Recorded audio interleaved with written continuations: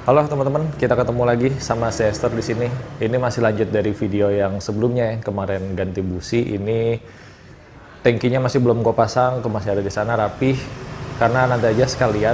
Nah, sekarang saya Esther ini fairing kanan kirinya udah gue buka karena dia ini mau ganti air radiator ya sekarang. Dan air radiator atau coolant yang gue pilih di sini adalah Engine Ice ya teman-teman. Kenapa Engine Ice? Karena ya singkatnya sih di awal karena spesifikasinya oke, terus sudah ada data ujinya juga gitu ya dibandingin sama yang lain. Terus dia ini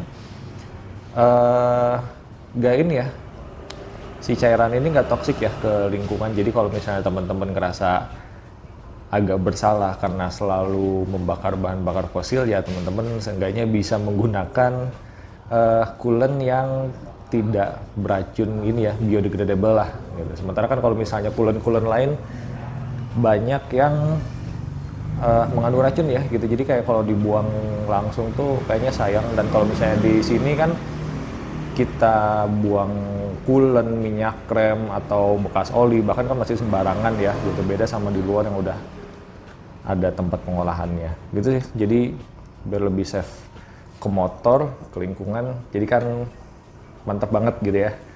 Nah, ini udah dibongkar, jadi kita langsung proses penggantiannya aja kali ya teman-teman. Nah oke teman-teman, jadi untuk penggantian coolant di R25 ini yang new ya khususnya emang agak ribet ya. Karena kalau misalnya teman-teman cuman mau ngisi doang dari atas ya ini bisa ditodong tuh, tinggal buka dashboard sebelah kanan udah beres gitu ya, tinggal pakai corong.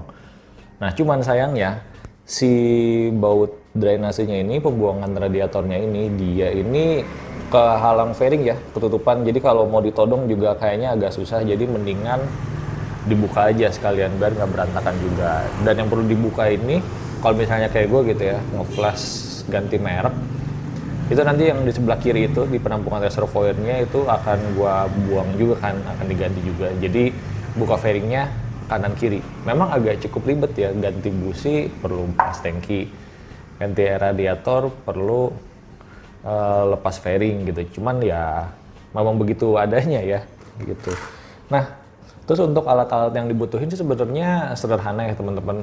Teman-teman kalau misalnya dihitung dari semuanya gitu ya, membuka cover body dan lain-lain, itu cuma perlu kunci L4 buat body, terus kunci 10 buat beberapa baut gitu kan.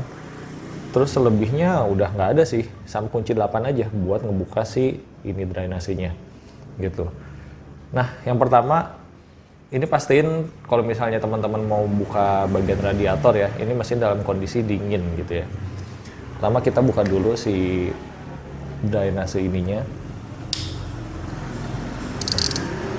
Ini kayaknya dari awal pemilik sebelumnya belum pernah ganti kayaknya ya, masih kencengnya masih lumayan. Kita buka dulu aja.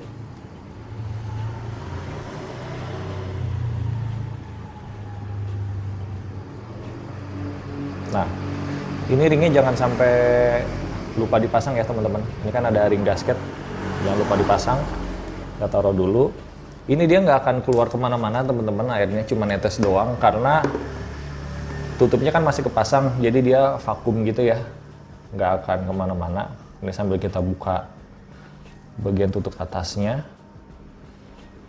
kita buka pelan-pelan, nanti dia akan ngocor kalau tutupnya udah dibuka ya.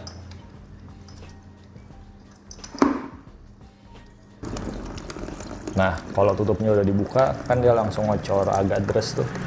Jadi teman-teman mungkin siapin aja tadangannya agak dimajuin atau posisinya biar enak lah.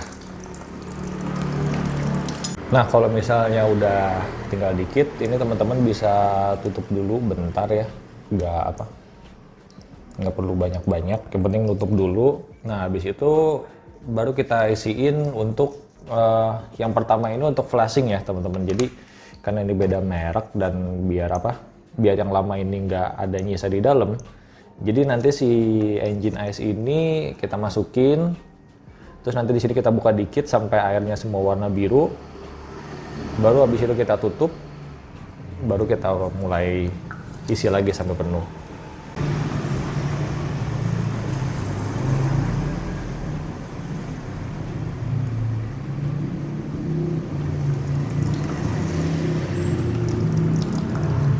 Nah, dia keluar lagi kan teman-teman tuh masih warna hijau gitu. Jadi emang ini buat ngedorong dulu gitu sisa-sisanya yang masih ada dalam sini terus sampai keluar lagi.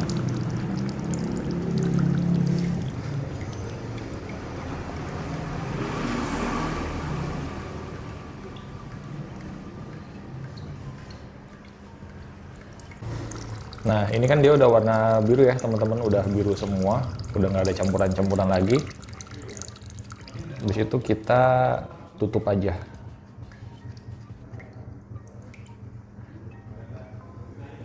Nah, kalau misalnya udah ya teman-teman tinggal kencengin lagi aja sih ya. Dan ini ngencenginnya karena ini bautnya kecil-kecil ya teman-teman, cuma ukuran 8 doang. Jadi ini secukupnya aja, jangan kenceng-kenceng banget. Kalau misalnya udah dirasa udah ngunci, udah cukup ya udah.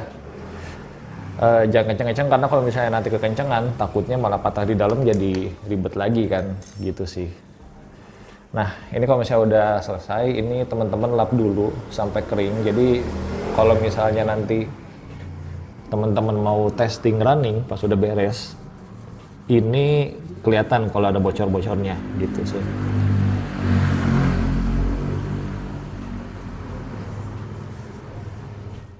Nah, pindah ke sisi satunya teman-teman, di sini kan ada reservoir, ini udah covernya udah dibuka ya. Jadi tinggal sisa reservoirnya aja. Ini teman-teman tinggal lepas si tutupnya gini.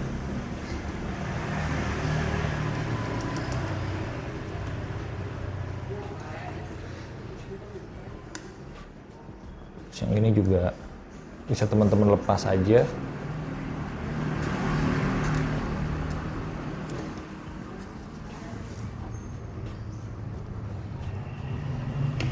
Nah, terus kalau udah gitu ya tinggal dibuang aja sih teman-teman.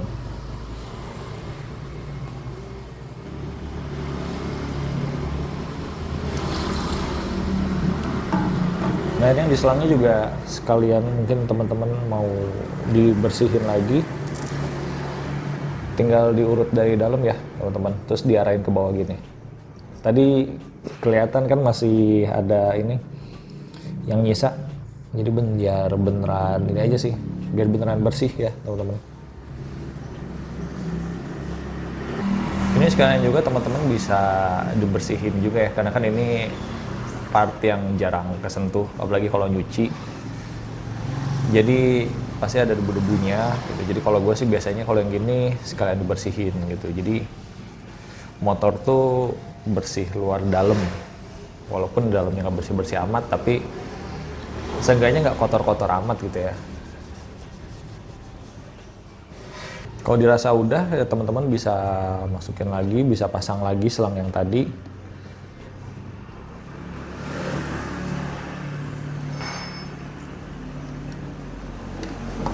Terus teman-teman bisa posisiin lagi.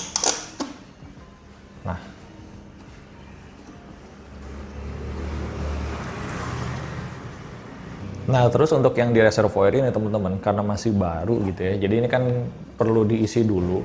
Diisinya segimana sih? Ini diisinya cukup dikit dulu aja teman-teman kalau yang di sini, karena kan ini untuk penampungan ya. Jadi teman-teman perlu ngisinya dikit-dikit dulu aja. Biar nanti kalau misalnya ada yang kebuang dari radiator pas masih panas, dia nggak kebuang percuma gitu. Nah, ini diisinya cukup segini dulu ya teman-teman. Kalau gue sih biasanya di garis low bawahnya, biar jadi acuan minimalnya aja gitu sih. Kalau misalnya di sini udah beres, bisa ditutup lagi. Terus kita ke step selanjutnya. Nah, kalau misalnya tadi baut drainasenya udah kenceng, nah dan yang di sebelah kiri tadi reservoirnya udah teman-teman bersihin, udah diganti, udah dikasih batas minimal. Nah, teman-teman tinggal isi yang di sini sampai penuh ya, teman-teman.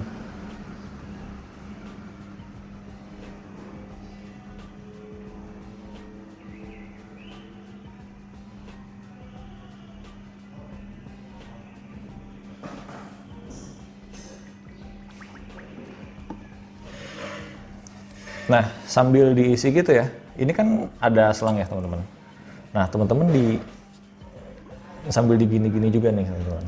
Karena biasanya ya kalau yang gue lihat dari video luar gitu ya, mereka melakukan kayak gini tuh biar si udara yang, misalnya ada udara yang kejebak nih, ini bisa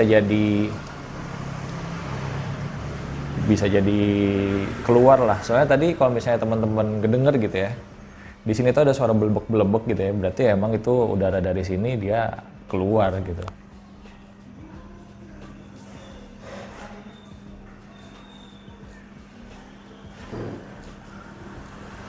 Ini berlaku juga buat selang yang di sebelah kiri ya teman-teman. Jangan lupa sambil dipijit-pijit dulu di sela-sela ngisi. Nah, jadi ini salah satu indikasi kalau misalnya udah penuh ya teman-teman. Mudah-mudahan kelihatan sih ya di dalam videonya. Jadi kalau misalnya permukaannya udah di sini, udah pas di bibir, nah terus teman-teman pencet selangnya nih. Nah, dia kan naik gitu tuh. Nah, naik gini. Kalau misalnya dia surutnya udah segitu juga, ya berarti mudah-mudahan udah nggak ada udara lagi yang terjebak gitu. Jadi maksudnya si sistem radiator ini, si cooling system ini udah full sama liquidnya. Gitu sih. Kalau misalnya udah selesai kayak gini, teman-teman tutup dan nanti kita coba nyalain mesinnya. Nah selanjutnya kalau misalnya tadi semuanya udah kepasang ya teman-teman, udah dipastiin semuanya udah tutup radiator ketutup, lubang drainase udah oke, reservoir udah ketutup semua. Nah kita nggak boleh ini ya, jangan langsung dipakai jalan si motornya. Jadi kita perlu tes dulu gitu. Ini kita ngetesnya sampai 3 kali ya teman-teman. Jadi 3 kali warming up, dipanasin gitu ya sampai suhu ideal. Kemana kalau di R25 itu sampai barnya 3. Kalau udah itu terus kayak kita lihat nanti dia ada overheat atau enggak. Terus kalau sampai 3 kali aman ya udah berarti udah nggak ada masalah gitu. Karena takutnya tadi itu masih ada rongga-rongga udara di si sistem radiatornya. Yang mana artinya kalau misalnya isinya udara kan dia lebih cepat panas ya teman-teman. Takutnya overheat ke si mesinnya gitu. Kalau udah teman-teman langsung bawa terus ternyata overheat kan sayang banget tuh gitu. Jadi kayak mending kita cek aja gitu. Ini kita panasin sampai 3 kali ya teman-teman.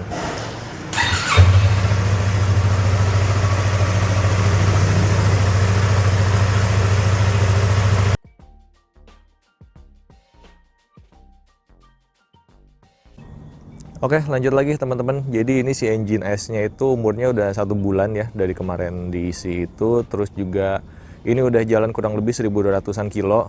Dipakai harian, terus macet-macetan, terus dipakai luar kotaan juga. Ini pernah dipakai luar kota. Jadi kemarin itu sempat dipakai Satmori dari Depok ke Lembang gitu ya sama temen gua.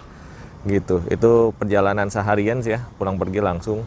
Dan selama pemakaian kemarin itu, selama sebulan kemarin gitu ya, ini tuh nggak ada masalah sama sekali ya teman-teman. Jadi kalau misalnya digambarin secara feeling, ini panasnya tetap panas, cuman bedanya itu adalah di nyalanya kipas teman-teman. Jadi kalau misalnya gua ke suatu tempat gitu ya, biasanya itu gua nyampe itu dalam kondisi kipas nyala gitu. Nah sekarang ini kadang-kadang nyala, kadang-kadang enggak. Jadi lebih di situ sih teman-teman. Nah terus juga gue mungkin akan sedikit bahas kenapa gue pilihnya engine ice, kenapa nggak yang lain gitu kan. Ada merek lain tuh, ada Ippone, ada Motul, ada Preston dan lain-lain gitu ya. Nah ini gue pilih engine ice bukan karena mereknya gitu ya, bukan karena terkenal biar hedon biar apa, tapi karena by data udah dites sama otomotif ya kalau nggak salah dulu beberapa tahun lalu. Komparasi antara engine ice, Yamaha Coolant, terus Preston gitu ya, merek-merek yang ada di pasaran pada saat itu, si engine ice ini emang secara data dia itu emang yang apa ya, suhunya paling rendah gitu, bisa stabil dan paling rendah. Itu beda sama yang lain-lainnya. Nah, kalau misalnya kata orang lebih bagus A, lebih bagus B, berdasarkan titik didihnya yang tinggi doang, kayak gua rasa itu kurang tepat juga. Kenapa? Karena kan esensi dari coolant itu kan dia menjaga supaya ini ya teman-teman, jaga supaya suhu itu bisa kerja di suhu yang ideal gitu, nggak kelebihan, nggak kedinginan gitu. Karena kan kalau misalnya dingin banget ya mesin nggak akan ideal, kalau misalnya panas banget ya pastinya overheat gitu. Jadi kayak menurut gua suhu batas si coolant lomba tinggi-tinggian tuh kayaknya nggak terlalu pengaruh juga gitu. Yang esensi paling pentingnya itu adalah gimana caranya si coolant ini bisa bikin suhu tetap kerja di suhu optimalnya gitu. Mesin kerja di suhu optimalnya gitu ya teman-teman. Nah, terus juga dengan harga 400.000 itu sebenarnya bisa 2 kali ngeflash ya teman-teman. Karena kemarin gue ngisi dari 0, itu masih ada sisa setengah jerigen lagi gitu. Jadi menurut gue sebotol 200.000 ya kira-kira harganya ya nggak beda jauh. Lebih mahal dikit dari Ipone gitu misalnya. Cuman ya ini teman-teman 400.000 buat 2 kali ngeflash radiator. Gitu sih teman-teman. Jadi mungkin segitu dulu aja ya teman-teman video soal coolant-nya. Ini agak lama terbitnya dari video terakhir karena ini kan gue perlu tes juga gitu ya. Jadi sekalian aja gitu. Jadi kalau misalnya teman-teman ada yang mau ditanyain langsung aja tulis di kolom komentar. Nanti gue akan coba jawab satu-satu. Thank you teman-teman.